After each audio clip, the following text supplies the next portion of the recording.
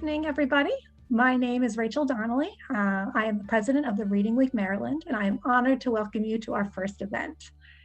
The Reading League was born out of the frustration felt by many educators. In the fall of 2015, Maria Murray, the Reading League's founder, had worked in higher education for close to 30 years. She felt that no matter what she published or what she taught her college students about best practices for teaching reading, her students would end up working for school systems that did not follow or support evidence-aligned practices. Around that time, she read the first chapter of David Kilpatrick's book called Essentials of Reading Difficulties. That chapter identified various reasons for the gap between reading research and classroom practice, including inadequate training of teachers and school psychologists, inaccessibility of research, efforts to dissuade teachers from using the research, and the contentious reading wars. After an initial conversation with David Kilpatrick, on a whim, she invited some educators, parents, psychologists, and administrators she knew to meet in Central New York and continue the conversation about how to improve reading instruction in classrooms. This was the start of a group of educators united by a common interest to ensure that all students learn to read. It was the start of the Reading League. Now, 6 years later, the Reading League is a nonprofit with thousands of members across the US and the world. It is led by educators and reading experts dedicated to promoting knowledge to reimagine the future of literacy education. But education is local. So the Reading League has encouraged members to form nonprofit state chapters to work to advance the science of reading in their individual states. I have the pleasure of working with a group of Maryland educators, administrators, and advocates to create the Reading League Maryland. We are building a safe, collaborative community where teachers, administrators, and others can learn about the science of reading. As a practicing school psychologist and parent of 2 young children, I know intimately what is at stake. This is a pivotal moment for literacy education in Maryland and around the country. I hope you will join me in supporting the Reading League Maryland so we can build a collaborative community together. The Reading League Maryland is planning several events. We are working on a book study of Language at the Speed of Sight starting in February, an in-person gathering this summer to share ideas and best practices, as well as additional expert speakers. We invite you to be a member of the Reading League Maryland. I also ask you consider supporting the Maryland chapter of the Reading League through donations. A link to join and to donate can be found on our brand new website. Additionally, I encourage anyone who is interested in further involvement to contact us. We will put the website link and email in the chat. Finally, I would like to thank the Reading League Maryland's Board of Directors and Advocates and Advisory Board for the work they have put in to create a Maryland Reading League. I would also like to thank DJ Bolger, one of our advisory board members and an associate professor at the University of Maryland College of Education, for running Zoom for us tonight. I'm now going to turn it over to Amy Siracusano to introduce our speaker. Amy is a former literacy integration specialist for Calvert County Public Schools. Currently, she's a national literacy consultant, a letters professional facilitator, a board member of the Reading League National Organization, and an advisory board member for the Reading League Maryland. Thank you, Amy. Thank you, Rachel, and the Reading League Maryland Board. I am honored to introduce Steve this evening. I won't read Steve's bio, as I'm sure you all have done that when you signed up for tonight's event. And as you probably noticed, it is quite impressive. What his bio doesn't share is that Steve is a natural storyteller and an amazing leader. He will captivate you tonight by sharing information about his journey as a school and school district leader. He understands how to prioritize student needs, collect and use data to determine student learning profiles, and support teachers in ensuring students' instruction will make a difference for all types of learners. He has supported change in pedagogy for educational staff during his tenure in a variety of leadership positions in the state of Ohio that have really changed trajectories for students. He truly is a gift to education, and I am honored to be able to introduce him and have him here with us tonight. Steve, take it away. Oh, Amy, that was so kind. That was so much better than reading my bio. Glad you approved. Yeah, it was. Really, it was. Like, to hear you're a gift to education, that I appreciate that. I really do. Hi, Maryland. Greetings from Ohio.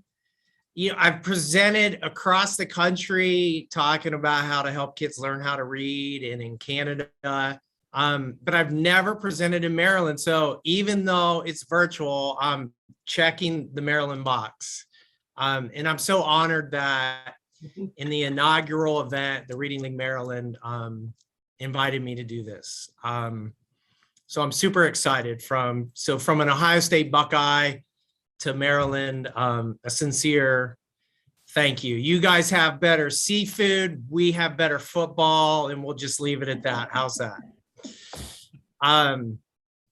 Okay, so I'm going to share my screen here in a second, but I'd like to front load everybody. It's in the evening, it's a Monday, and in Ohio, it's freezing. So we're not in a position to do a lot of mental gymnastics, but what I want to do today is simply try to simplify this whole science of reading conversation, this narrative, and make it digestible for everybody. And then really just one goal to, in the 90 minutes that we have together, to present enough information that leaves you wanting more, so that no matter where you're at in your journey with how to help struggling readers, that you'll leave here saying, I'm engaged. Thank you for clarifying some stuff. And when opportunities come my way, that you'll jump on them. And truly my only motivation, I'm not getting paid to do this presentation. My only motivation is to know that, if there's one student in Maryland that this conversation helps, then it was well worth the time. So with that said, I'm going to share my screen here. Can you see that? Okay. So anytime I talk to a group about the science of reading and helping struggling readers, you usually fall into one of several groups. The first one, make sure this isn't frozen here. The first group is this. Hopefully this is most of you. You're really excited about this conversation. And I'm a speech pathologist by license. If you have this student in your schools, you're not allowed to refer them for a frontal lisp. The next group, at this time, it might be you. So I hope I engage you enough to wake you up. But really the group I see the most is this one, right? So people are out there and they're confused and they're somewhat angry. And this is a first grade student in our district, and I staged this photo. I said, Camden, I need you to make an angry face for me. But I went back in, so he did a really good job. I went back into his classroom and the teacher was doing a phonemic awareness activity, and he didn't seem any more pleased doing the PA activity. But the last group is this. This is what I see across the country, is people are just scared. What does this science of reading narrative mean for me, and how do I shift it? And then when you're in the classroom, especially the classroom teacher, they're kind of caught in the crossfire of this dialogue. And it's because if you're working in public ed, you're always doing two things at once. So any kind of a shift or change is always something that can be a little bit scary. This is my first grader, Roman. We were trying to break him of his binky. How are we doing? Roman, by the way, I have three boys. I have a 7th grader, a 5th grader, and a 1st grader. Roman is dyslexic. So I'll tell stories about him as we go along. So what I really want to talk about today is just the most important stuff when it comes to the science of reading and early literacy. I'll let that one just sink in for a minute. It's really hard. I really feed off the crowd and the laughs, so feel free to throw a chat emoji or an LOL, and that'll help me tremendously. So okay, so in Ohio, we have the right to read law, House Bill 436. It just recently passed, and I'm sitting on the state's Ohio Dyslexia Committee. And in general, I know that Maryland has similar legislation. In general, this legislation is putting requirements for screenings in place and interventions for students. There's new requirements for teacher training and certification. And in our states and most states that have legislation like this, the states are developing guidebooks to help departments of education. How did we get here? I want to start here with everybody. Why all of this legislation around dyslexia in the science of reading? So I just want to give you a little background about myself. So this was me in 1998. That's my glamour shot very early on in my career. I like to say, like, that picture and then what you're seeing, this is what marriage and raising children does to you.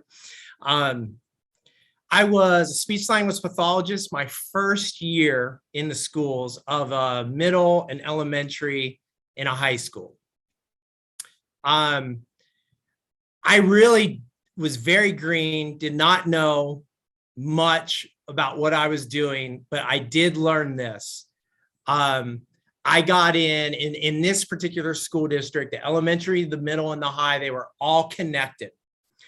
And especially in the middle and the high school, many times I would sit there and think, what am I doing? And I knew I was smart enough to get in tight with the building secretaries. So about October-ish of my first year in the field, the middle school secretary stopped me and said, "Hey, Steve, you work in the high school, don't you?" And I said, "I do." And she said to me, "They're having a meeting on my son." Her son was a sophomore. It's an IAT meeting, so an intervention assistance team meeting. This was before RTI and MTSS acronyms were being talked about in public ed.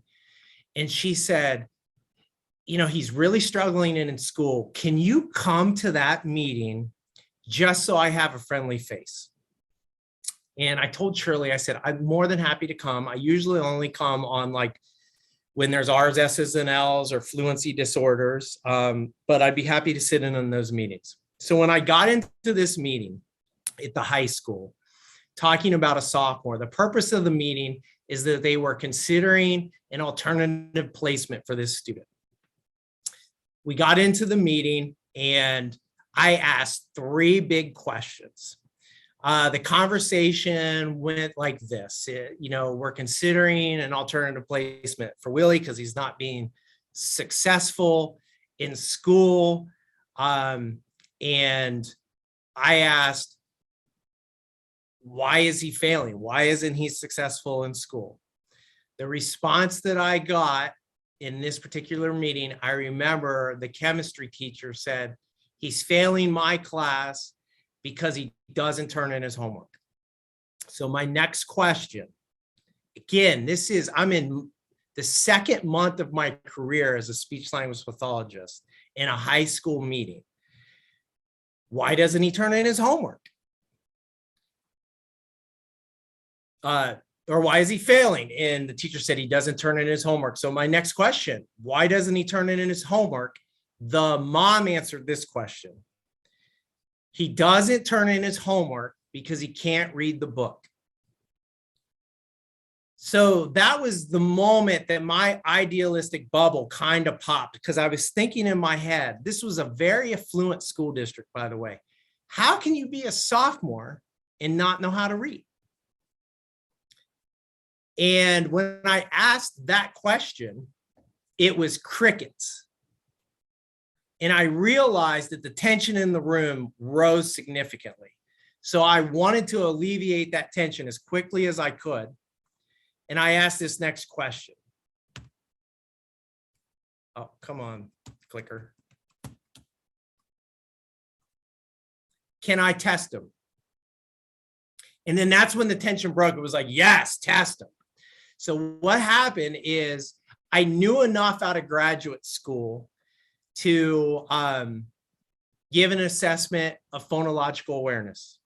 So we went through the paperwork and I got permission under IDA to test this 15-year-old sophomore in high school. And I remember walking out of that meeting, going down the hallway. You can't see me, but I'm very tall. I'm 6'6". And I was walking down the long hallway to go all the way back to my elementary school. And I could hear the heels of my special education director clippity-clopping to catch up with me. Clickety, clickety, clickety. And she came up to me and she says, "What are you doing?"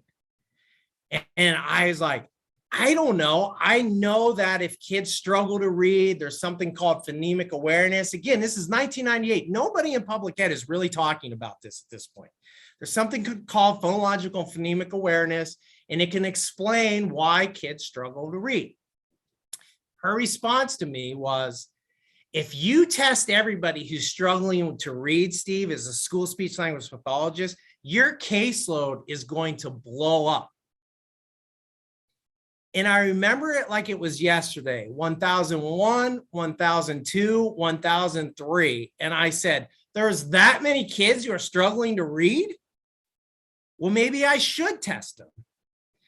And when I met with this student, I gave the PAT, not the PAT2. I gave the PAT. The second version didn't exist at this time.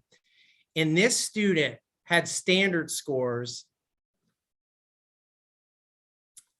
in the poor range, standard scores of 55 and below. Also, standard scores in word recognition, 55, phonics and phoneme grapheme analysis, very poor scores. And that was my moment where I started to do some digging. And I realized this student, if you look through their records, his file was this thick at this point of spec ed. If I went through the records, you could see in the anecdotal comments that in kindergarten and first grade, he was at risk and struggling with the academic skills that we were measuring at that time, which was basically guided reading levels and sight words. He, without question, looking back now over 20 years, slipped through the cracks all the way to high school, to the point where academic failure, he couldn't even function in high school, and they're considering alternative placement. So this is, I tell this story because this is the student that launched me from a traditional speech language pathologist to a literacy specialist. And I still think these student stories happen in 2021 today. So what has happened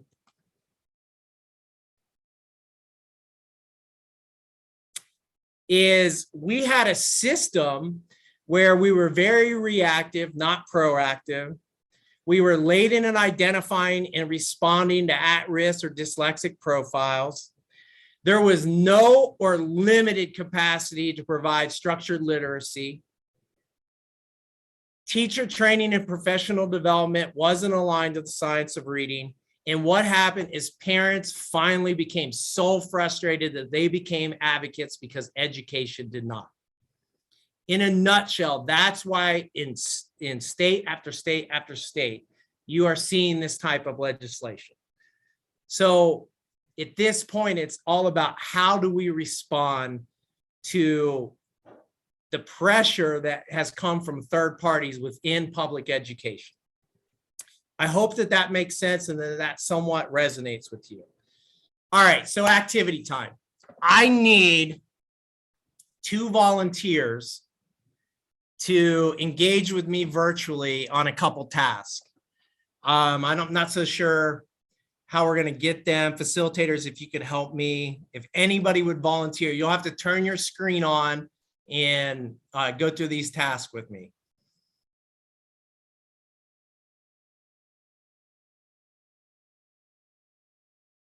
Okay, I think we have Stephanie volunteering. All right, Stephanie, and can I get a second one? Well, you know what? We're just going to do one because I don't want to take the second volunteer and make them leave. So Stephanie, you're my person, and then I'll take it from there. Yay, Stephanie. All right. Hi there. Okay. Thank you for volunteering. Are you ready for this? I don't know. Okay. All right. So I'm trying to find you again. I keep losing you. The first task, I'm going to flip the screen. Okay. And you're going to see a bunch of pictures. I want you to name those pictures as fast as you can from left to right. And I'm going to time you. Okay. All right. Are you ready? Sure. Oh, my computer won't slide. Hold on. I keep hitting it.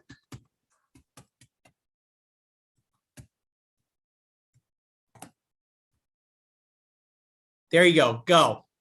Key, penny, chair, bike, mouse, car, house, fish, table, cloud. Oh, I missed the last column because I'm covering it with my thing is covering it. There's a rose, and the last thing I missed is, I don't know. I'm going to say chandelier or some weird device. Okay, perfect. So your time there, just so everybody can follow, was 14 seconds. I'll round up. Okay. And and you had a little technical snafu. Usually, I've done this hundreds of times. Usually participants are right around 12 seconds, okay? So we'll put a range there, 12 to 14 seconds. Okay. Now, I could do this with 10 more people, and the range would fall usually consistent, 12 to 14 seconds. Okay. All right. Next task. I'm going to flip the slide, and you're going to see words. Okay. What I want you to do is read the words as fast as you can from left to right, and I'm going to time you again. If you get stuck on a word, don't worry, I'll help you. Thank you. Are you ready? I think so. Go. Key, penny, chair, bike, mouse, car, house, flower, fish, table, cloud, roof. Perfect. All right. So she went 4.23. So we'll put it at 4 seconds. Okay. Now, for any district leadership out there, anybody in a leadership position, here's why I go through this task. I want to give you some schema to organize this. I go through these tasks to highlight the importance of orthographic mapping and engaging the phonological core. For anybody, if there's a classroom teacher out there, any practitioner teaching reading, learning on how to do the science of reading, I go through this task so you can understand what the phonological core is versus other systems. Okay, so if I had 10 more people do this, their times would be around that 12 to 14 seconds. And then usually on the first task, and then on the second task, it's usually half. The time is usually half. Now, Stephanie, you went 4 seconds. So you cut it by even more than half. Okay. So you were 12 seconds on the first, 4 seconds on the last. So here's my question for the group.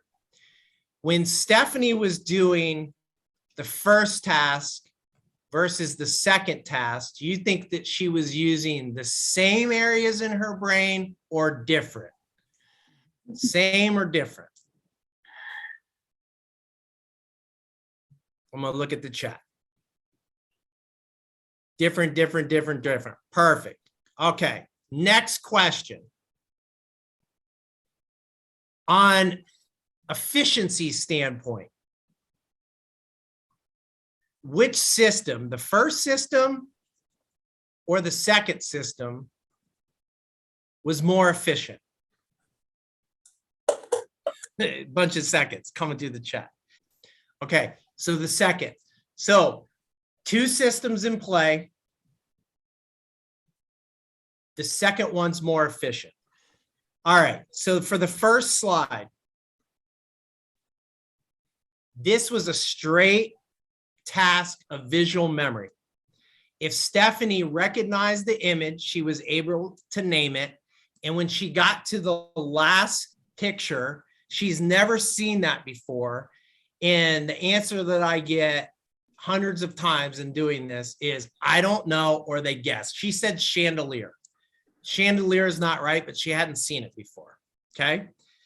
On the second task, where she was reading the actual words of those pictures, she was engaging her phonological core. Congratulations, Stephanie. Your phonological core is very much intact because you were very efficient and accurate with it. And when you came to a word you probably haven't seen, Rofe, you were still able to accurately name it. All right. So, Stephanie, are you ready? I got another task. Oh, God. Okay. All right. So, Stephanie, This is going, yeah. and this is for everybody. Uh-huh.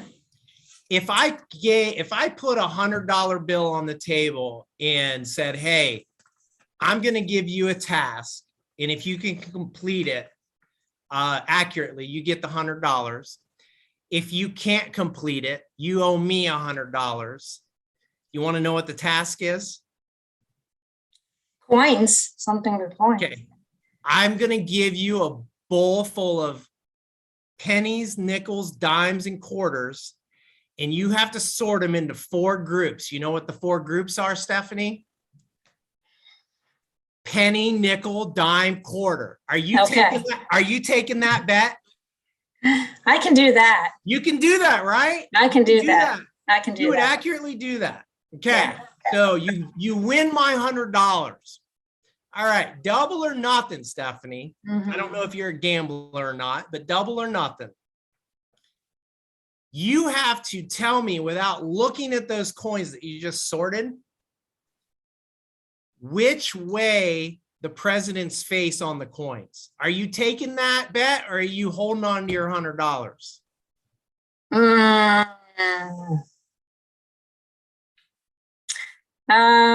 Yeah,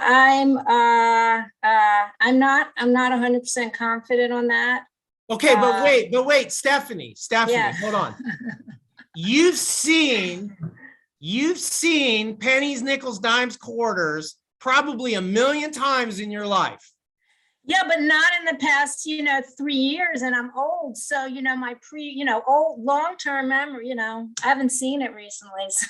Okay, so Yeah, no, okay. so what I would not have guessed that. You wouldn't have guessed that, right? I would not have. I was going to say 2 and 2. Yeah. So what I do with this task, I do this with teachers all the time. Because we're basically the science of reading boils down to a lot of things, but this is one of the key things. It challenges the belief that word recognition is based on visual memory. Right. Okay. It challenges that belief. Because of functional MRIs and current research, we have learned that kids do not store words versus via the visual memory system. You saw how inefficient it was. For you, it was 3 times as slow. If I rely on your visual memory system to teach you how to read, I'm relying on a system that's inherently flawed. Even if you're typically developing, if you're at risk and coming from underprivileged language environments, it's almost over before it gets started. If you're dyslexic with a double deficit, game over. You're not going to make the progress that we really want you to make. That's just on the first task. But on this second task with the coins, you've seen those images 1,000,000 times. Now, Stephanie, last task, I'm going to flip the screen and I want you to read the words that I put on the screen, okay? As quickly as I flash them up. Are you ready, Stephanie? I'm ready. All right. We locked up again because people, hopefully, here we go. Go ahead, Black, Stephanie. Black, block, blink, bleak, brick, brink, break, broke. I can't mind. I'm covering, my screen's covering if there's another Okay. word. Brisk. Yep. And I then don't see any more words. Is that it? You got it. All right. One more time, Stephanie. Are you ready? Sure. Oh, you want me to read the same words? Yep. Go. Okay. Black, block, blink, bleak, brick, brink, break, broke, brisk. Perfect. Everybody give Stephanie a round of virtual applause. Okay. Peter Piper picked a peck of pickled peppers Right. as well. So when I do the activity with the coins and then these words, I'm also pointing out that the visual memory system is terrible at minutia. Terrible at minutia. You've seen those coins a million times and you couldn't tell me which way the president's face. And if I asked you, where's the date or what are the other words on the coin, none of us would answer that accurately. They wouldn't. But if you look at our written language and you look at these words, our written language is filled with minutia. They're visually similar, but you're able to read them because your phonological core is secure and intact.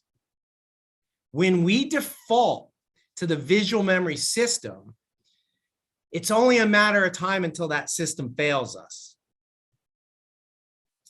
It's only a matter of time till the system fails us. Our written language is filled with minutia, and if we really want to create proficient readers, we have to do the instructional strategies that engage the phonological core and trigger this thing called orthographic mapping.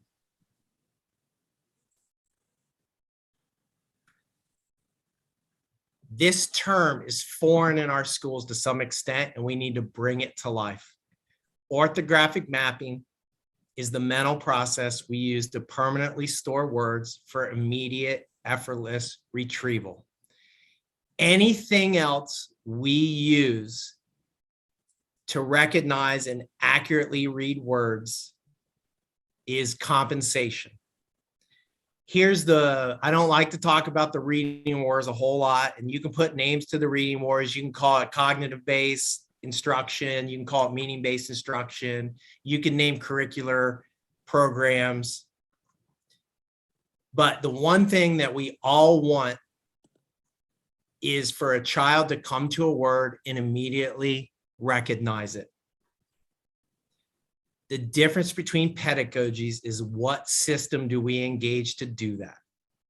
At the end of the day, that's the science of reading in a nutshell. Engage the phonological core so orthographic mapping happens. Now, in the meaning-based camp, do they engage the phonological core? Sometimes. Do they trigger some orthographic mapping? Sometimes, but it's not the priority. So you've heard of the 3 cueing system, MSV. The big difference between science of reading and MSV is the V is the first resort to triggering orthographic mapping using visual, not meaning and structure. So here's the $1 million question that I ask in schools, to leaders, to teachers. Are the instructional practices in place that foster the development of orthographic mapping in your schools? Are those instructional practices in place? Is the curriculum aligned to that? Is the pedagogy aligned to that? Are those practices in place? Now, if Stephanie was dyslexic, if Stephanie was an at-risk reader, you know what would happen to her times, everybody, all 215 of you out there? They would actually flip-flop. She would do much better on the visual memory, right? She would know those, and that time would be 12 to 14 seconds, and great. Now, if she was dyslexic and had weaknesses in her phonological core, that word reading would have not been 4 seconds. It would have probably been greater than the 12 to 14 seconds that she gave us on the first task.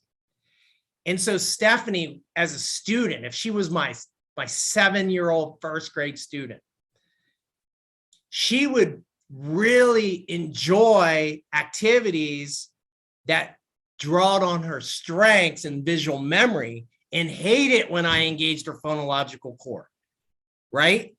And send us the message that, hey, this is the way I should go. This is this child's strength, rather than remediating what's causing the reading recognition deficit. It's the equivalent of going to the gym and you really need ab work, but you go to the treadmill all the time instead. Now, if you go to the treadmill, your abs might start showing a little bit more. You might make some improvement. Depends on how bad that midsection is, right? But being on the treadmill, it'll have some impact on it. But really, to get after it, you need to start doing some sit-ups. You need to start doing the exercises that engage the core of our body. Are you going to like that? Nope. Your personal trainer, you're going to be begging them, well, just take me to the cardio, please. Nope, this is what you need. I know what you need. So I'm going to take you through the activities to do that. So in reading terms, when we have risk, when we have kids who are postured and showing markers of dyslexia, the worst thing we can do for them is shield them from the instructional activities that engage their weakness. When we engage that weakness and we're early enough, we can remediate it. And that's really what the science of reading is. Aligning ourselves to the instructional practices that trigger orthographic mapping. So David Kilpatrick stated it this way: we teach reading in different ways. They, the students, learn to read proficiency in only one way. So I want to take a moment to talk about the first recommendation on this whole engaging the phonological core and the instructional practices that trigger it. Before I do that, moderators, are there any questions or comments that we need to talk about that have come up? We had one hand raised, but we asked them to put it in the chat box. We haven't seen anything come in yet. Okay, does anybody have a question or a comment? Did that activity make sense? The reason I go through that activity, it's the easiest to understand explanation of what reading system we're after when we go to structured literacy. We're after that phonological core, and we'll get into the components of that. But that's in my experience with teachers, that's the easiest way to launch it. So what should happen if you go through this activity, and I'll share these slides with the Reading League and so that you can get them, is I usually get teachers that go, Steve, like, I don't want to use an inefficient system. I want to engage that phonological core. How do I do that? Please, how do I do that? That makes sense to me. I don't want a system that's not good on minutia. And I see that in my students. When they come to a word they don't know, they do whole word substitution and house becomes horse. And how do I stop that? And I'm like, yes, they're using their visual memory system. And you might unaware and unknowingly be promoting that when all they do is live in level text that mask those weaknesses in their phonological core. Predictable text, picture cues, those kinds of things do not allow them. It's cardio. It's the cardio version when they need sit-ups. Does that make sense?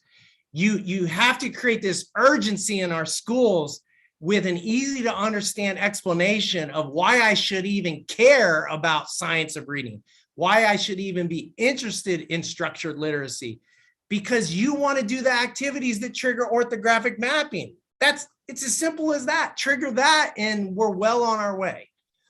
So that activity I like to do with groups so they can kind of see and understand that. Any questions around it?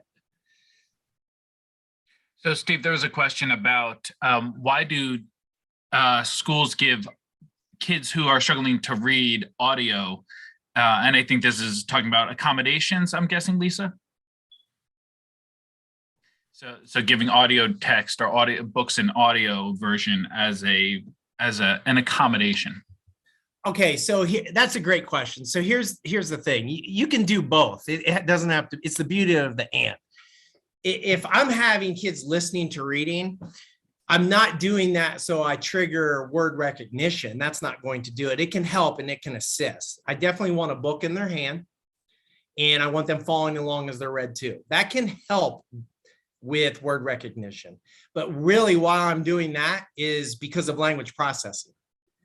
on the simple view of reading, word recognition, language processing, listening to books can help with that language processing, especially because then you can expose them to high level language and vocabulary while they're still learning to read CVC words and single syllable words with simple vowel teams. Like, think about our dyslexic profile, the clean dyslexic, deficits in phonemic awareness, potentially deficits in rapid naming and retrieval, but most of our pure dyslexics have very good language skills, right? So we want to meet them where they're at with their language skills, which you could do that by being read to, interactive read alouds, listening to reading. And then they can wrestle with grade and age appropriate language until we can give them access by triggering the orthographic mapping and word recognition. So I think about my son, Roman. So I told you I have 3 boys, a 7th grader, a 5th grader, and then a 1st grader. Same parents, same school system, actually exact same teachers, 3 completely different reading profiles. My oldest son literally taught himself to read through Lexia while Angie, my wife, and I sat on the deck and had wine, okay? He wasn't at risk. Roman, absolutely deficits in phonemic awareness, struggling with letter names and letter sounds early in preschool, but of my 3 boys, the highest language scores. He, quite honestly, I hope Max and Trent aren't watching this. He's the sharpest of my 3 kids. He's my most intelligent kid, right? But he struggles with orthographic mapping. If he lives, this is the criticism that decodable text get. If he lives in Zach and Rat, then I'll trigger orthographic mapping, but I might not meet him where he needs to be with his language processing. So what do I do to compensate for that? I don't ignore the orthographic mapping issues. He reads decodable text at home with me almost every night. But I also open up a high level book on dinosaurs and I read it to him and let him enjoy reading and process that language. So it's that simple view of reading. That's the appropriate use for books on tape because you want to meet kids where they're at language wise. It's not an excuse to let go of developing that word recognition and orthographic mapping. Does that make sense? So Steve, there's a kind of follow-up to that question. I think this is a great question. And it has to do with when a child gets out of the elementary school years and the middle schools will obviously resort to accommodation. Yep. And they won't resort to remediation or intervention. And we know that the goal of special ed resources by law is access to the curriculum. But can you speak a bit to the fact of what do you do after those elementary school years when the child is still struggling? Okay, so a couple points, and then we'll move on. One, I think a lot of this legislation is misinterpreted and is heavy on screening and identification, and that's not the intent. That's not the intent of Ohio, of our parent groups. That's not the intent of the legislation. The intent is to get early access to structured literacy. So you screen, it's not about testing and identification, but it's about not delaying or preventing access to structured literacy. So my first response to that is let's not let them get to high school with these word recognition issues.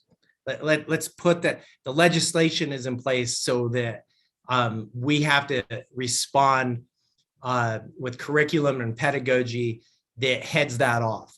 Now, despite our best efforts, we're still going to have kids, especially severe dyslexics, that get up into the middle years.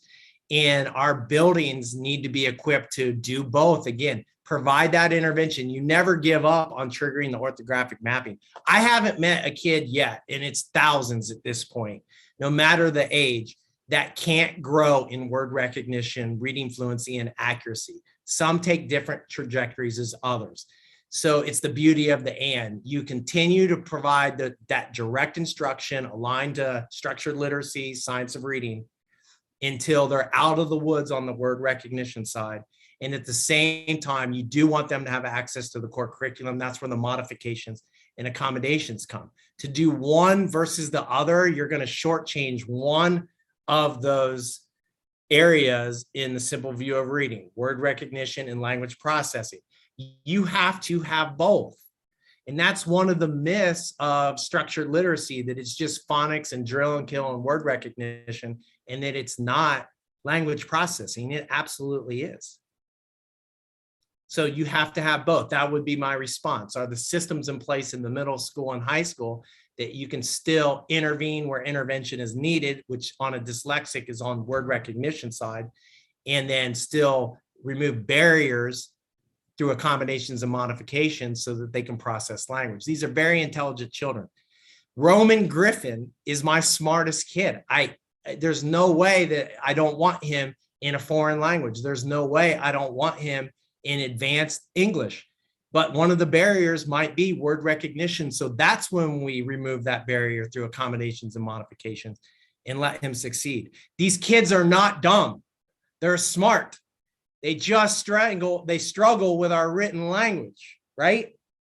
They struggle with our written language. And really our written language is what's dumb. Why isn't phonics spelled phonetically, right? If we would just simplify our written language and go like with a basic code, the number of reading problems would greatly reduce. But our language, our written language is extremely complex. If you've read a book called Read-A-Side by Kelly Gallagher, he has a chapter in there where he talks about like, we need to model our schools after the Scandinavian countries. Like they don't even start school till age 6, right? And the amount of reading difficulties that they have, they outperform the rest of the world on standardized measures of ELA. And let's just take all of our teachers over there and let's reduplicate their model. That's all fine and dandy, but Kelly Gallagher misses one important point. The Finnish language is basic compared to our written language. It's very basic. It's a lot easier to read. It doesn't have, you don't have to engage the phonological core as much, if that's the right way to put it. I'm not so sure that is, but it's a very easy code to crack. Ours is not. We can represent the sound A, the long A sound in our language, 7 different ways. Like the long vowel sound O, like dough, like pizza dough. Let's think about that. How many sounds? 2. D-O. How many letters? D-O-U-G-H. Folks, that's just stupid, right? This is why we're the only first world country that doesn't explicitly teach our language. Kids want to know where their language is coming from, and the science of reading explicitly teaches our language, from the phonics patterns to the morphology to the vocabulary. All right, that was a long-winded answer to that question, so I'm going to move on. I hope that that was helpful for the folks asking it. All right, so recommendation number 1. Back to the $1 million question. Are the instructional practices in place that trigger orthographic mapping in our schools? Are they there? Recommendation number 1, we have to get phonological and phonemic awareness right. We have to get it right. And we have to get it right preschool K1. And then we need to not let go of it in 2nd and 3rd. We need to finish the job in phonemic awareness. So this is what I see in the schools in general. Either we're not screening for it, we're not assessing it, we don't have a curriculum to bring it to life. I see that. I see us screening for it. I see us doing it in K. I see us doing it in 1, and then we let it go too early before the job is done.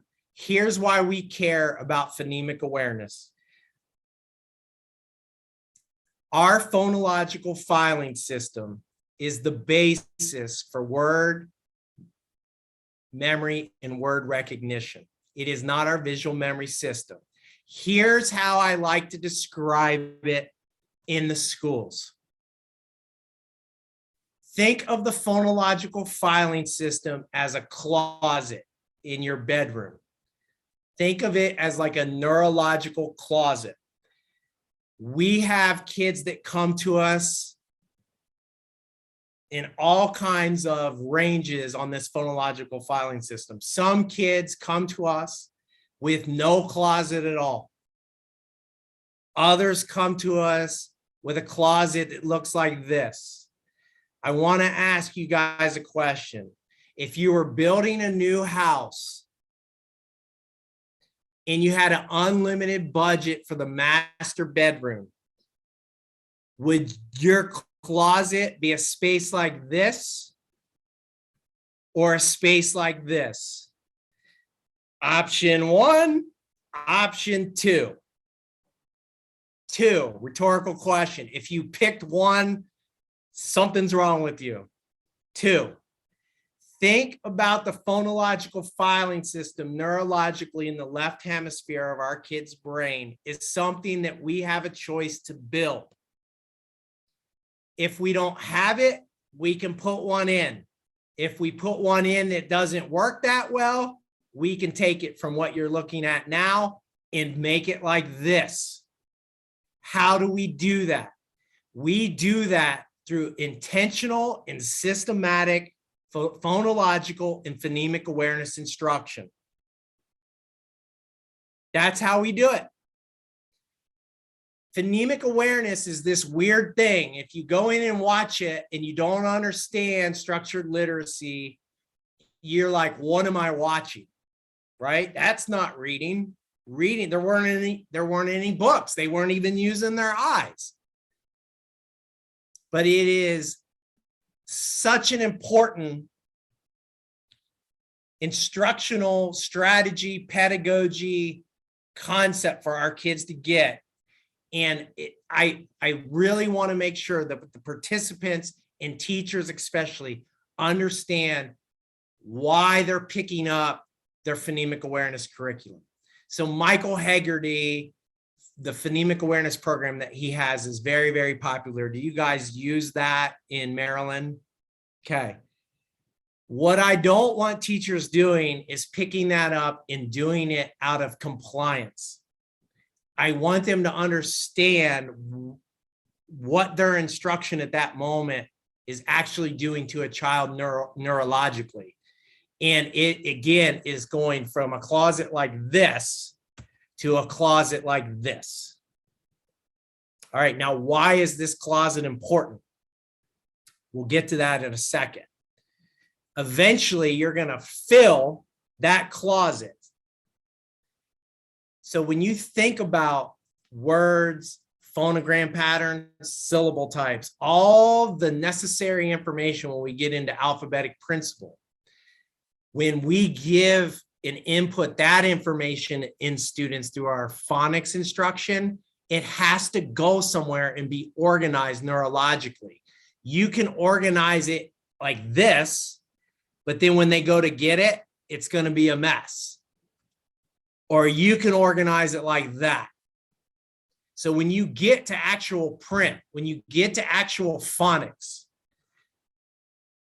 what the size of the closet and how well it organizes things will directly correlate to how quickly we recognize and retrieve words. Does that make sense? So phonemic awareness, I usually see images like this. I see images like this. This is the most popular one that I've seen. This comes from a speech pathologist manual, and it's the one in our field that we see all the time. But it doesn't really give anybody like a hierarchy. It does some explanation. So I want to take a moment and explain phonemic awareness to you guys in a way that will help you organize and make more sense of it. And again, the closet analogy is the impetus of why. If it's simple as this, do you want the MTV Cribs closet or do you want something else? When it comes to reading, our kids desperately need and deserve the MTV Cribs-like closet. It's an equity issue. The narrative across the nation about equity, to me, is a reading conversation. The greatest way to mobilize out of poverty is to learn how to read. If we want kids to learn how to read well, let's build MTV crib-like closets for them. How do we do that? Phonemic awareness. Let's do it, and let's do it with intention. I want teachers to understand why they should care. If you put that closet in their left hemisphere, their chances for success greatly increase. All right, so let's explain phonemic awareness and phonological awareness in a way that makes sense. All right, so I want you to think, I got to keep moving. I like seeing your faces, but then I can't see my screen. I want you to think two categories, level and skill. Okay, so let's start with levels. The hierarchy, word, that's the biggest level of our language, the word, okay? Syllable, a smaller level. Sound, the smallest level. Now, in between syllable and sound, you could insert onset rhyme if you wanted to. And then the hierarchy there, word, the easiest to perceive, to discriminate, to manipulate, to process. Syllable, a little bit more difficult. Sound is the hardest. Sound is the phoneme level. So the difference between phonological awareness and phonemic awareness, if you're working at the word or syllable level, you're doing phonological awareness. If you're working at the sound level, you're doing phonemic awareness. That's a major point of confusion that I see. And by the way, none of this is phonics. These activities are completely void of print. You can do these activities with your eyes closed. So you have your levels. It's important to understand the hierarchy of levels. Now, the other hierarchy, skill, identification, blending,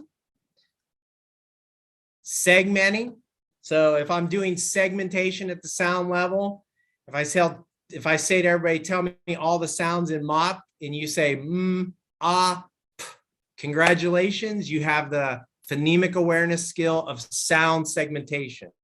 If I have you tell me all the parts that you hear in the word doghouse and you say dog house, you have segmented at the word level. And then this thing called elision, a fancy name for just adding, substituting, deleting. The hierarchy in general is there. So it's easier to identify than it is to blend. Segmenting is more difficult than blending. And then adding, substituting, and deleting, elision, is the toughest thing to do. So if everybody says tiger, and then I say tiger again without the ga, and you can say tire, you did elision at the sound level. So the question is not what skills we're teaching, or should we be teaching certain skills? We should always be teaching these skills. The question is at what level? At what level? Steve, my kindergartners can't do segmentation because I gave the Dibbles assessment. It was just too hard for them.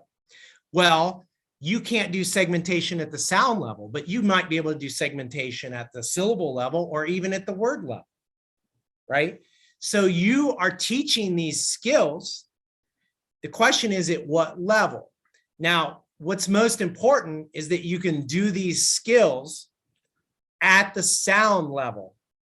That's where the research correlates. That's when the closet starts to get built. Doing them at the word and the syllable level is a step along that way, but we have to get kids doing all of these skills at the sound level. And when they do that with ease, you've got the J-Lo-like closet.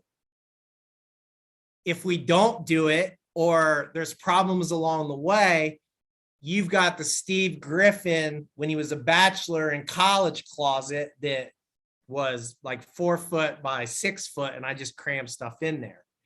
So if you want the J-Lo-esque closet, take kids through this scope and sequence. I can identify, I can blend, I can segment, I can do elision, and I can do it at all 3 levels. Elision at the sound levels like the PhD in phonemic awareness. I get this question a lot. Steve, what about rhyming?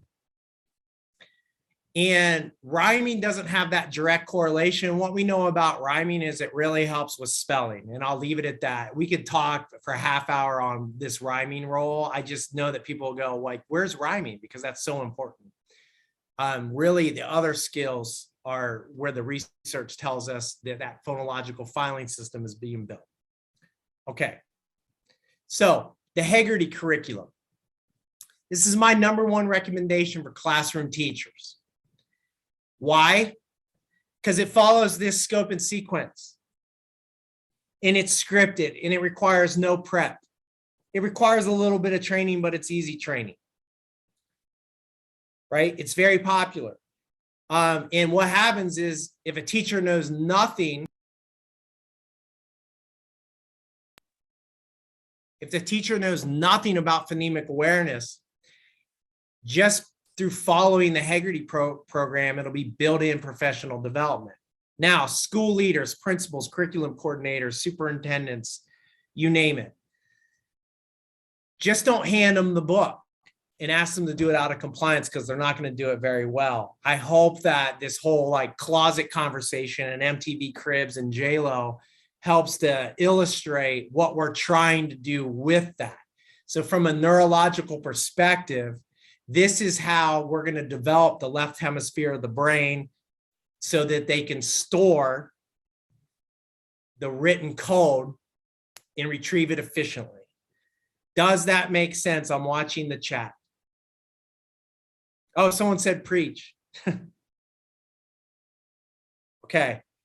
In the chat, is that helpful? The 2 things. 1, the understanding about the phonological filing system in the closets, but then 2, the levels, the 2 levels in the scope and sequence.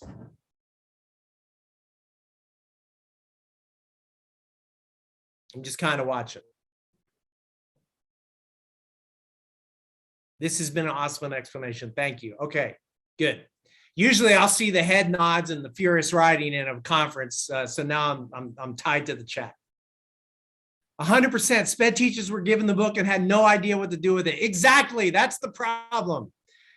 So on that note, let me just say this, and this is my experience in Ohio, and I'm sure it's the same in Maryland. Teachers are taking too much of the blame for this, folks. They're taking too much of the blame. They're leaving their colleges without this information and doing what they've been told to do. And in leadership, decision makers, people are buying curriculum and not giving them the why behind it. And then we wonder why it doesn't work.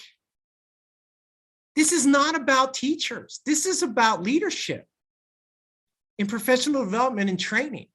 Most of the teachers that I've met, when you give them reasonable expectations, reasonable explanations, and the right support, they rise to the occasion because they want to help kids.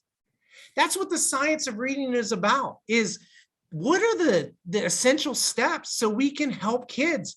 That essential step is trigger orthographic mapping. How do I do that? Step number 1, get phonemic awareness right and understand what orthographic mapping is. If I go into a room and start with dibbles, I'm just going to split the room. If I really want to split a room, all I have to do is go into a conference and go tap on the mic, dump, dump, dump, dump, dibbles, and they'll part. Because we usually start there. We start screening right away, and then we make red, yellow, and green triangles, and we dump it on a teacher's lap and go do something about this. We actually think that that might impact teaching and learning. It doesn't. And then the universal screener becomes a running joke, and the baby gets thrown out with the bathwater. I want to be very clear. Universal screeners like Ames Webb, Dibbles, Acadians are so helpful. They are so good at measuring risk and telling you who you should dive deeper in. What they don't do, though, is impact teaching and learning the way that we think that they will. What impacts teaching and learning is the things that we're talking about and equipping a teacher to understand why read phonemic awareness is something we should try to change. Right? Okay, so that was my soapbox. Michael Hegarty, phonemic awareness. Now, your most at-risk kids, Hegarty is not going to work for them. Hegarty's not going to work for them, and I'll get to that here in a little bit. Recommendation number 2. All right, let me show you this video. I'm going to show you the impact of phonemic awareness deficit. So you've got 2 first graders here. Skylar is the little boy you can see, and then Jayon is going to come into the view here soon. They're in first grade. It's fall of first grade. I was sitting at my table and watching this activity. It was an educational paraprofessional doing this activity. I'm telling you up front right now, she's going to put schwas on words and you're going to cringe, but that's okay. Don't get hung up on that. What the activity is they were read on nonsense word fluency on Dibbles. So we went right to an intervention group of let's teach them how to read CVC words. Okay. So they're getting CVC words and then they're flipping the card over that has the picture of the CVC word to see if they're right. Let's watch what they do.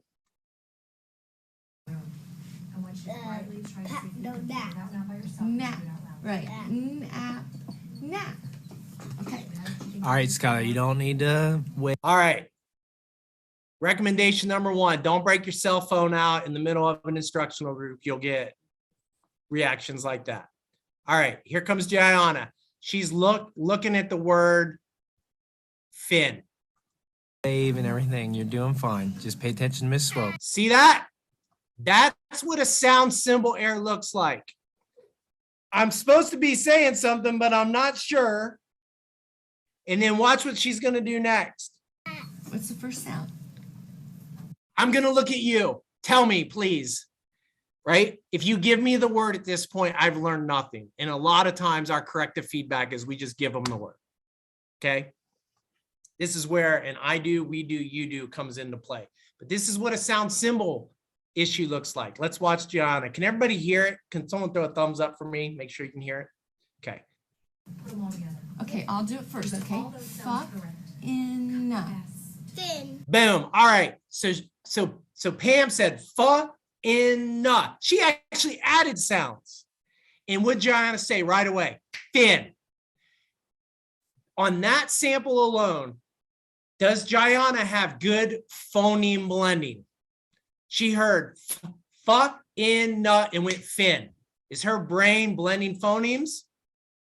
The answer is yes, it is. She just didn't know what sounds to make, and it was a sound symbol, not a phonemic awareness. Let's keep watching. Fin. Okay, now you do it. Fin. Fin. Good. Like fin like fish. Fin like fish, right? Hot. That's hot, yes. All right, Skylar sees the word hot. He says hot. He'd seen that word before. He instantly recognized it. Great, that's a good sign, but let's keep watching. Hot, hot, hot. Very good. It's filthy that. Pot. Very good. Say that. Perfect, Gianna.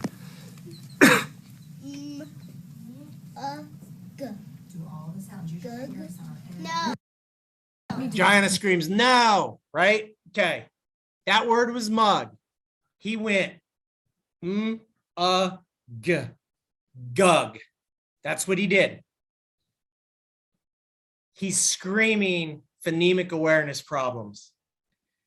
Kids will come, they can, even though the sound symbol correspondence, they'll grab the last sound that they heard, they'll lift their head up and they'll guess at something. Let's keep watching. Mug. Mug. Now you try it. Mug.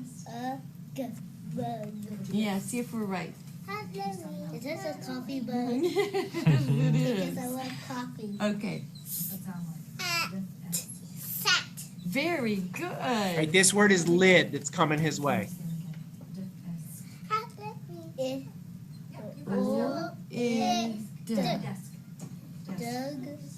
Boom, that's perfect. I say, boom, that's perfect, not because it was perfect. It's because that's perfect. I'm going to show this to thousands of people so they can see the difference between a sound symbol issue with Jayana and a phonemic awareness issue. So why is Skylar in this group? Well, he did really bad on nonsense word fluency. So he went straight into the nonsense or CVC word group. That table behind him is where we do phonemic awareness intervention. He needs to go over there. We can continue to ram and cram CVC words in front of him, and he might get a little bit better and make an uptick, but the cause of the issue is phonemic awareness. He doesn't have that phonological filing system. So his intervention needs to change. You can see it right there. There's two kids that on paper look the same, but in practice, they're very different. All right, so that's the impact of a PA deficit on the most basic type of word, CVC, 3 sounds, 3 letters. What's Skylar gonna do if we don't build that closet when he runs into dough? It's gonna be like that picture that Stephanie said was a chandelier. He's just gonna guess. And if you ask a parent of a struggling reader, what do they do when they come to a word they don't know? They usually say, I don't know, or they guess. And then when they get older, the multisyllabic word destroys them. Destroys them. And this myth that we shouldn't teach nonsense words is ridiculous. Think about a nonsense word. Think about the word in, or a multisyllabic word. Think about the word insist. The first syllable of that, I-N, in, vowel, consonant, real word. The second syllable of that, S-I-S-T, sist. Basic code word, 4 sounds, 4 letters. Real or nonsense? Nonsense. In order to read multisyllabic words, you have to see the syllables within that word, right? So call me crazy, folks. But I'd really like to know who's at risk for not reading a nonsense word before they have to read multisyllabic words, because multisyllabic words are loaded with nonsense words. But what I hear a lot in the reading words is it has to be authentic. Why would we do nonsense words? Because to read a multisyllabic word, you're going to have to deal with nonsense words. There's no getting around it. And if we really want meaning, that means we want vocabulary. Where do the rich words lie? They lie in multisyllabic types of words. So that struggle we have with nonsense words, I see it across the country. If you want meaning, you want them to read multisyllabic words effortlessly because that's where the rich vocabulary is at. So let's make sure that they know how to handle a nonsense word and who's at risk for it. Okay. All right. Recommendation number 2. I know that we're getting close to time and I want to have plenty of time for question and answer. Fill the phonological filing system. Great. You built the closet. Guess what? You need to do explicit systematic phonics, word study, and use decodable text so they can generalize it. That's it. You've got the closet built. Now fill it. You can't fill it with random leveled text. It's not designed for that. There's a place for leveled text, but it's not to trigger orthographic mapping. That's where decodable text. When it comes to the reading wars, I'm Switzerland. There's a place for both types of text, but do we know why we're picking up one versus the other? Early on, K1, any struggling reader, 2nd, 3rd, 4th, build the phonological filing system, build that closet and fill it with the information that they need, phonics, word study, and then give them the opportunity to generalize the retrieval of it in a controlled decodable text. And the decodable texts are getting better and better every day. My favorite is the geodes aligned to foundations. It's a Wilson product. Geodes, they're the most expensive, unfortunately, but geodes are great text and you don't give up anything on the language side of it. The biggest criticism of decodable text, this is what you'll get from your teachers. This is just a dumb book. It's not even natural. Like, who talks like that, right? You get that. Well, who talks like this? This is a apple. This is a orange. No one talks like that either, but we use those all the time, right? So take that argument and like do away with it. When you go to the geodes, that language and that vocabulary is rich. I would argue that you would have to get to a level like LMNO to match the language complexity of geodes. So if you want the best of both worlds, if you're a teacher out there really struggling with this shift because you love your level text, you love your level text because of the vocabulary and the meaning. I get that. Take a look at the geodes. You'll get not only controlled text that trigger orthographic mapping, but you will get great meaning. You know why? Because it's carefully designed with content that triggers schema and builds background knowledge, which is the key to comprehension, background knowledge. Comprehension is something that occurs. It's a door you step through. It's not something that you always can teach. You can do skills and strategies, but if you really want to get comprehension right, background knowledge, build vocabulary, have content that spirals, and the geodes are perfect for that. Just a recommendation. But fill the phonological filing system. So here's the question. What's your phonics program? What is it? You got to have it. You have to. You have to have a PA program, and then you need to fill it with the phonics program. They get bad raps. But here's essentially from the science of reading and neurological perspective, and then we'll take questions. Here's what happens. Here are the areas of the brain that need to engage that Stephanie engaged great. She's not dyslexic. Stephanie, I would argue you weren't a struggling reader, and if you were, you got great intervention. So when you do phonemic awareness, when you do phonics, when you use decodable text, those three things, 1, 2, 3, that's three things that we can get better at that will give us go a long way. And I haven't even talked about encoding. But if you just did those three things really well, a few things done well, when you do those three activities, you build a pathway between these areas in the left hemisphere that trigger orthographic mapping. So think about the road between these three areas. It's a technical term. It's the angular gyrus. You not only think of these as cities. So let's call it Columbus, Chicago, LA. Okay, east to west, front to back. When you do those activities, you build the cities. So you got to have a city. But if my destination is to get to LA, I got to have a pathway that connects those three areas. The angular gyrus are the roads that go between Columbus to Chicago to LA. When we do these activities, we do two things. This is the science of reading in a nutshell. We build those areas and then we connect the communication between them. That's the science of reading, folks. The simplest way I can describe it. So if you want to bring it to life in your schools, get PA right, get phonics right, and go. It doesn't require a drastic overhaul. It just requires intentionality. Okay, last thing, get aligned. Core curriculum, tier 2 intervention, and tier 3 intervention need to be seamless passings of the baton. I've been in school districts where we put all of our eggs in the tier 3 basket, and every special education teacher is trained up well, practicum trained in the science of reading. But then the core curriculum doesn't have any of the components we talked about, and the tier 2 intervention is a completely different pedagogy. That's a formula for disaster. If you get your core curriculum and PA and phonics right, your tier 2 intervention needs to be aligned, structured literacy. And then if they go and they rise to the level of needing special education, the only thing that really changes is frequency and duration, not pedagogy.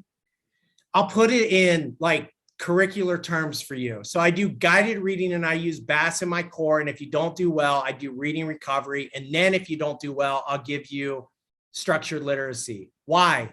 Why would we delay and prevent access to structured literacy? Why would we do that? And I hear this all the time. Well, you have to do something different every time you change tiers. No, the difference is frequency and duration, not pedagogy. Not pedagogy. Okay, I'm going to stop right there. That leaves us about 10 minutes for question and answer. I'm going to watch the chat. Was that helpful?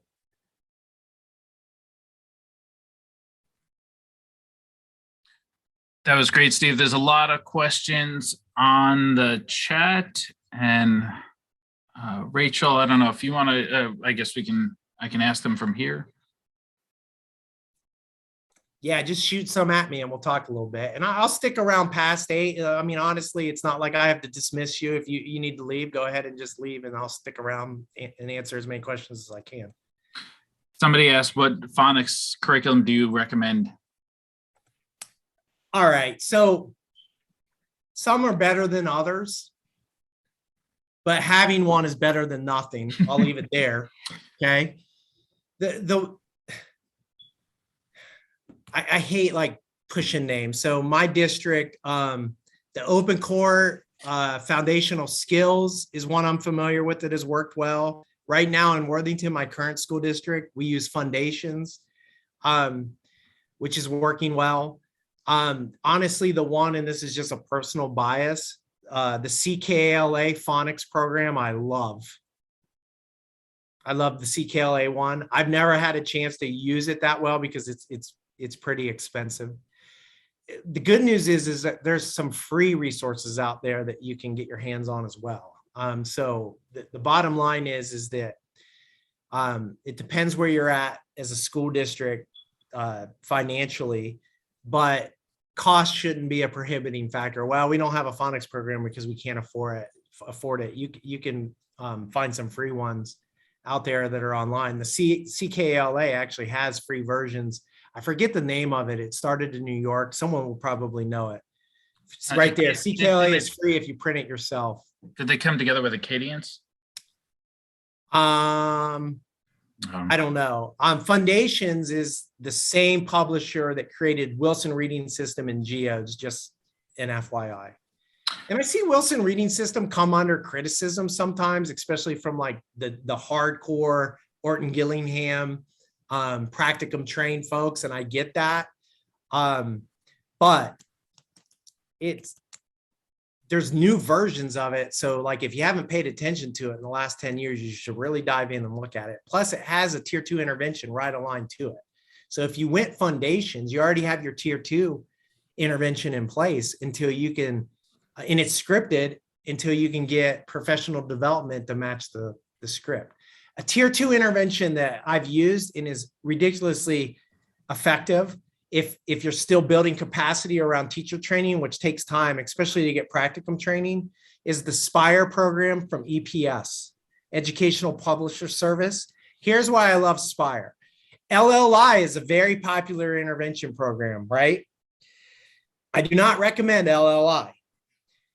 But why is LLI popular? You have to think about it because it's scripted and it's easy to implement. Okay, that's important, folks, that we can implement it and that it's teacher friendly. I look at SPIRE as the structured literacy equivalent of LLI.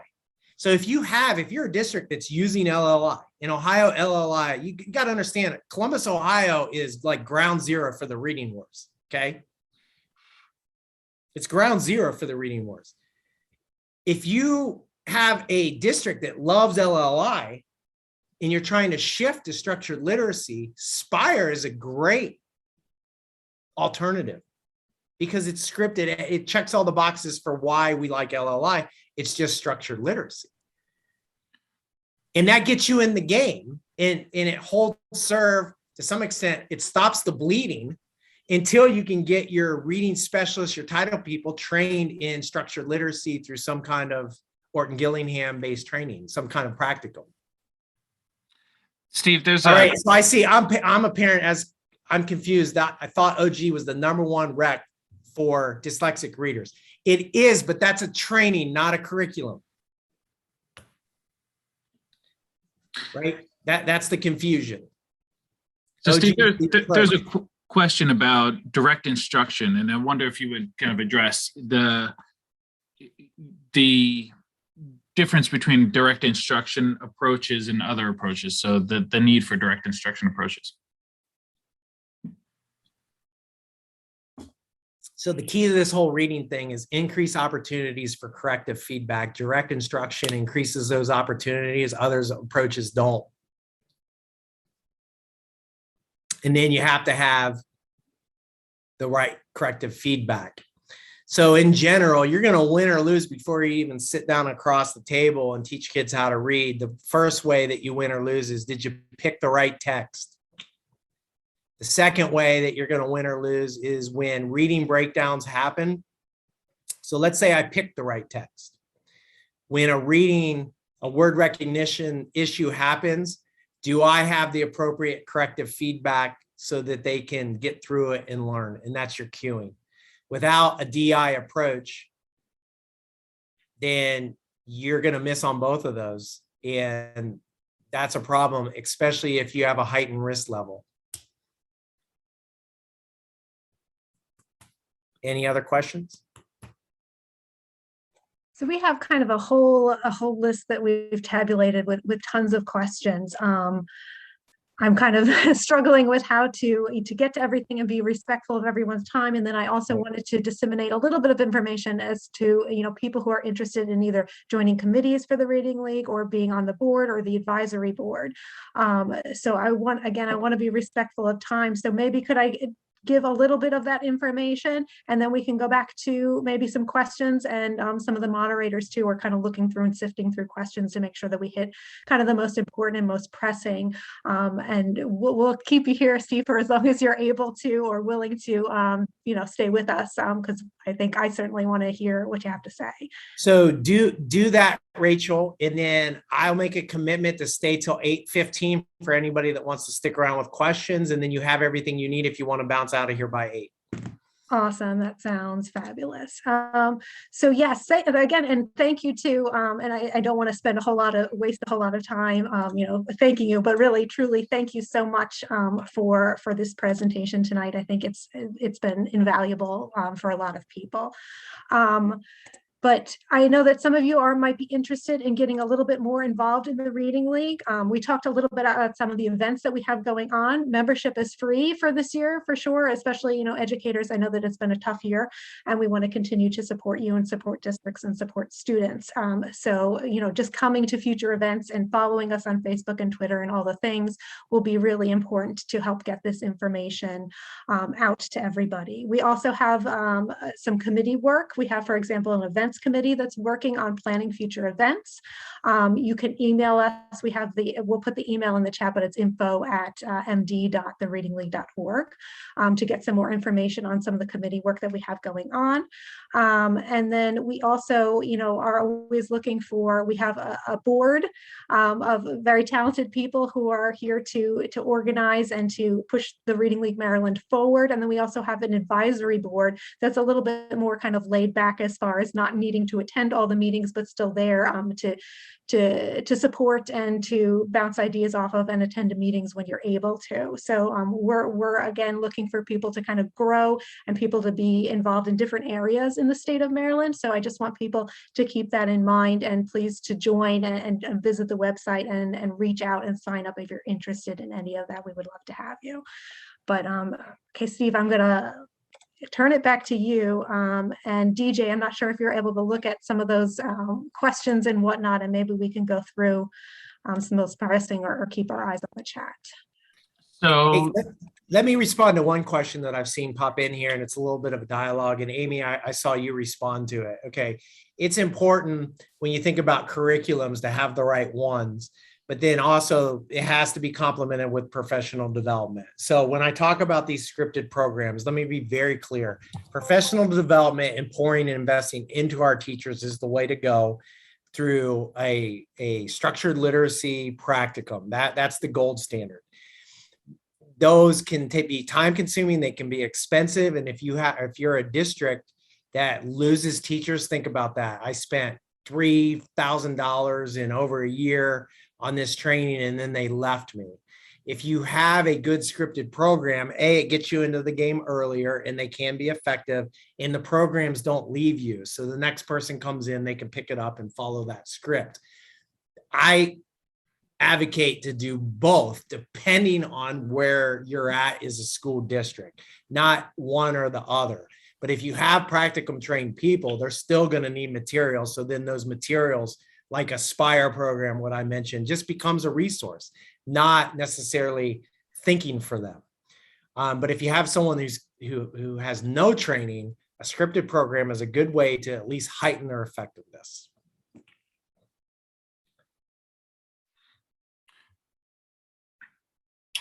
So Rachel, I can open up the breakout rooms if we want to do this in breakout room fashion, or we can have Steve answer some more questions broadly. I'm thinking that while Steve's willing to be here until 8:15, let's take advantage of that. And then please, anybody who's interested in more specifics after we get questions, then maybe we can, either break out rooms to give more information on some of the other opportunities. Does that sound appropriate? Great.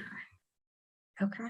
So I have kind of a running list of all the questions that I've put in the chat, and there's a lot. And so I'm a little bit honestly overwhelmed as far as it's like Sophie's choice here. What do I choose to ask? So Rachel, can I just jump in for 1 second? Many Please. people are asking about the recording. So can you just tell them, I believe, but I didn't want to make sure I wasn't giving incorrect an answer, that they can access it on the Facebook page? Is that where the recording will live? It is currently, yes, we're streaming live on Facebook. So if you scroll down our feed, you will see that, and that will continue to be on our news feed. I'm thinking we'll also think of a more concrete to disseminate it so that doesn't get buried. And so that can be sent out, and we will communicate. So make sure that you sign up and join the Reading League so you'll get the emails. Rachel, I just want to add on behalf of TRL National and TRL Maryland, everyone, and I know this is frustrating. There's a lot of questions about particular programs. TRL is not typically recommend particular programs or evaluate programs. We do have a wonderful curriculum tool that is actually being revised right now to help parents, teachers, school districts take a look to see how well their materials are aligned to the science of reading. And just to reiterate what Steve says, teachers teach, not programs. Programs guide us. Programs help us with the scope and sequence. But teachers need to be the first person in reacting to how students are responding to that treatment. So we won't be answering specific program questions, but I just want to let you all know that. And I know that's so hard to hear somebody say that, but please hang with us. We're about empowering you with your knowledge and getting you to be strong in evaluating these things and supporting students moving forward. So Rachel, I'll let you take it back with questions with Steve. I just wanted to let you all know that. Yeah, I think that's a good clarifier, Amy. I don't want to sit here and evaluate programs all night. Yeah. All right, so I'm just going to go down the line. We had somebody who said that, help, I'm in an F&P school, no decodables or spelling instruction. I'm trying to convince my admin to move towards programs that follows science of reading. So I guess the question would be about kind of system levels change and getting this information out, and what's maybe the best way to do that. All right, so here's a key to this whole thing, and this is just based on experience of working in 4 districts and then consulting with multiple ones. From a leadership perspective and a central office standpoint, special education leadership and curriculum leaders have got to be on the same page. They have to be on the same page. When they are not, it's almost, in my eyes, it's over before it gets started. So assess that first. How do you get them on the same page? Kind of demonstrating what we've talked about. We have to listen to the research and engage our teachers and kids in the pedagogy and the activities that trigger orthographic mapping. And it's clear, it's not debatable anymore what does that. That's the thing. So you can't fall in love with a curriculum. You have to fall in love with orthographic mapping. And if you don't understand the simple view of reading, it starts there. The simple view of reading, word recognition times language processing equals reading comp. Everybody wants reading comp. Like, raise your hand in the air if you don't want good reading comprehension. No one raises their hand on that. But those reading comp is a product of word recognition and language processing. So how well are we doing with our students in those two areas? Well, with word recognition, we're doing really poorly. So understand orthographic mapping, understand the simple view of reading, understand the phonological filing system. Those three things, you have to understand those if you want people to engage and change. And I don't see that dialogue happen too often from a leadership perspective because they don't understand it. Right? A curriculum director is an expert in curriculum. I'm talking about being an expert in the simple view of reading. Start there. Start there. It's been around since what, 87, and now we're starting to talk about it. Holy cow. That's public ed in a nutshell. Like a big, huge ocean liner that changes so slow.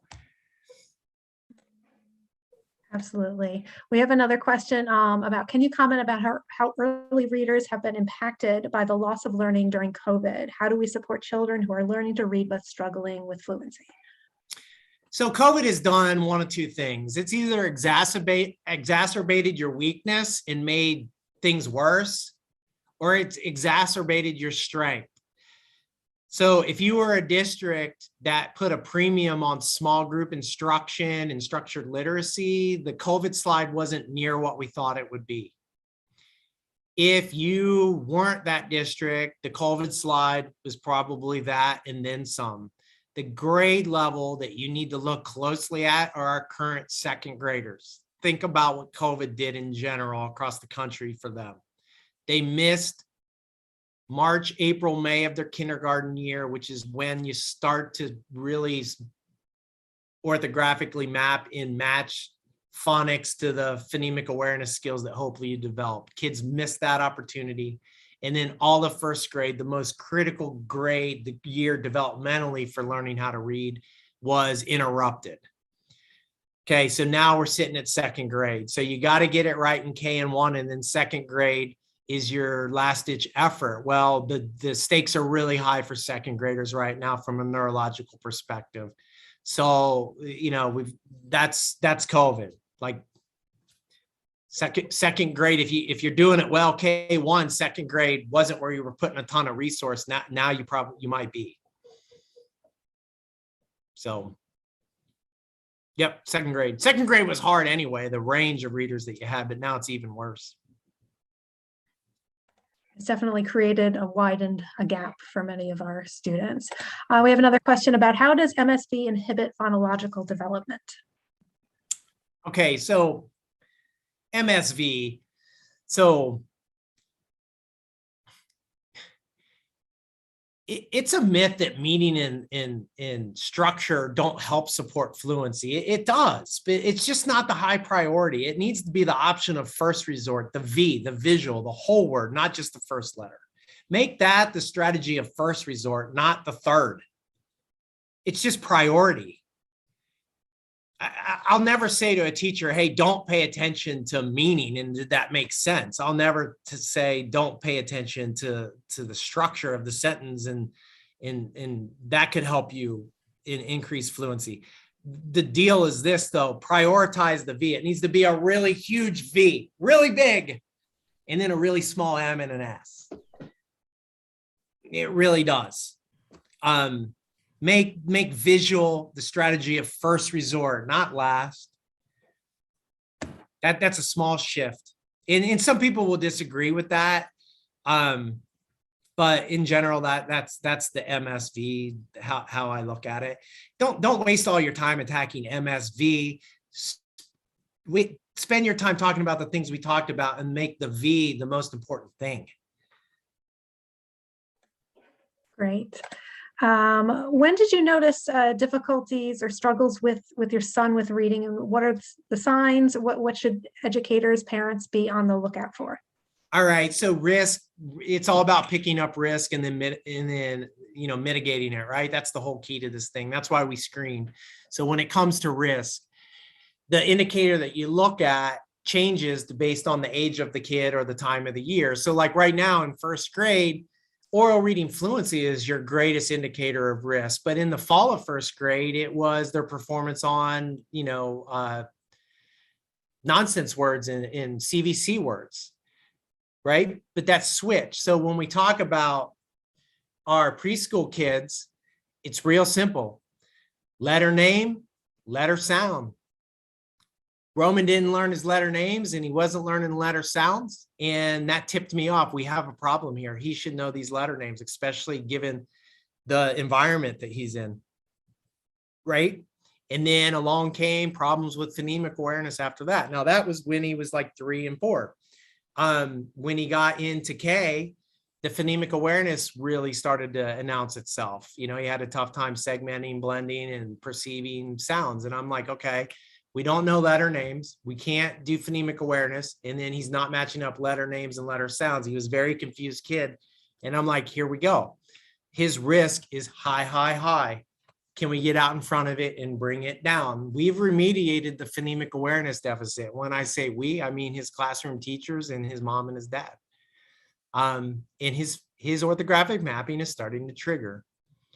But he would be green right now on a dibbles or a cadence on nonsense words.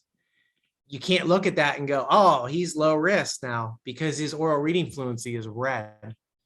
So when you talk about risk, you have to pick the most important thing based on the age of the kid. And normally in general, you'll start picking it up when they don't learn letter names. And then phonemic awareness is your other area in the young ones. PA, letter names, letter sounds.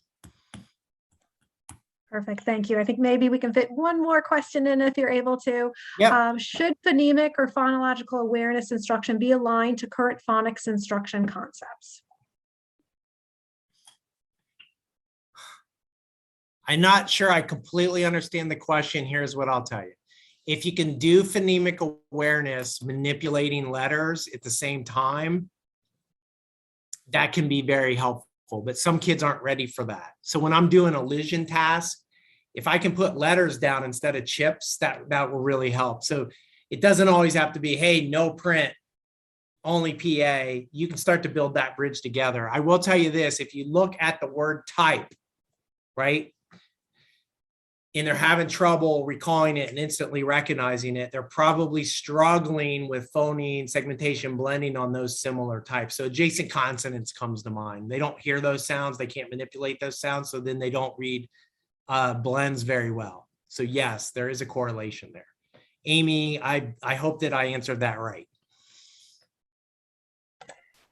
All right, it is 8:15. So again, I want to be respectful of your time, but I know that many of us on the board would love to hang around after the fact if people have additional questions. So Rachel, there's 110 people left. If you want to throw one more question, I'm happy to answer it. Okay, let me find, let's see.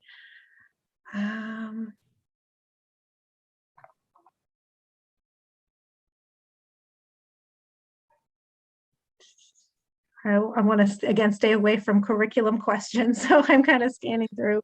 Hey, but that's what teachers and district leaders want to know. They really do, right? There's a question here about ESOL or learners. So are there recommendations for teaching PA skills for children who are English language learners?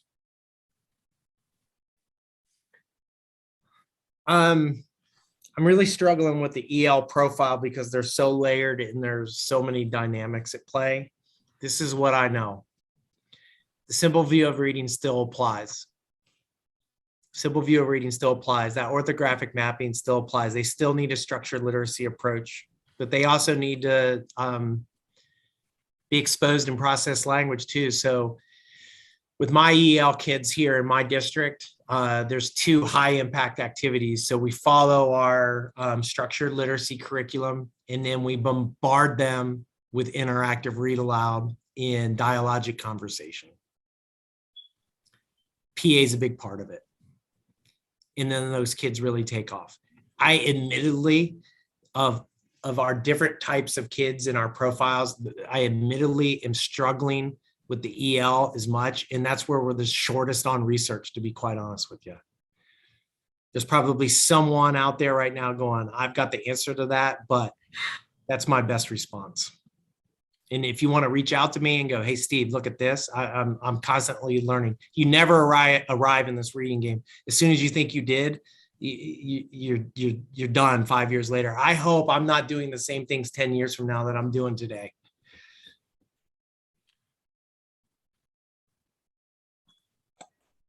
All right. I wanted to thank you again for sharing your time and your knowledge with us.